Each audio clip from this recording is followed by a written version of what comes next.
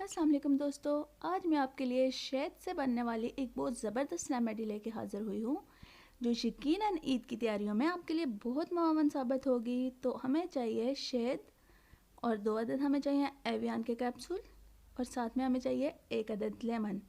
तो बताती हूँ मैं आपको कि किस तरह से हम इन चीज़ों को कितनी मिकदार में लेके और इस्तेमाल कर सकते हैं। इस रेमेडी के इस्तेमाल से आप देखिएगा कि आपको फ़ौरन से फ़र्क महसूस होगा। या आपकी जिल्द के पोरों में जमी मैल को फ़ौरन से साफ़ शफाफ करके और आपकी जिल्द को तरोताज़ा बना देगी, ताकि ईद पे जब आप तैयार हों तो सबकी नज़र ठहरे। तो हम लेंगे 2 चम्मच शहद, 1 अदद लेमन काट के और उसकी गुठलियाँ निकाल लेंगे और उसको शहद के अंदर निचोड़ देंगे।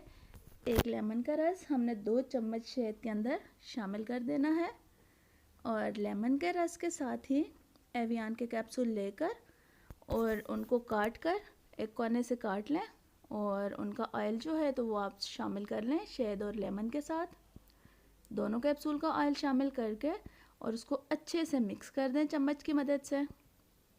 जब ये सारी चीज़ें अच्छे से मिक्स हो जाएं, यकजान हो जाएं, तो अब ये मिक्सचर इस्तेमाल के लिए तैयार है।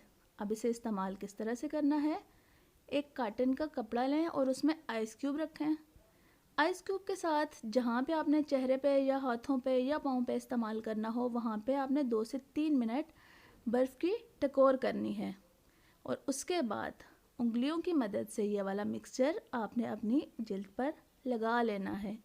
याद रखिए, मसाज नहीं करना, बस हल्के हाथ से लगा लेना है।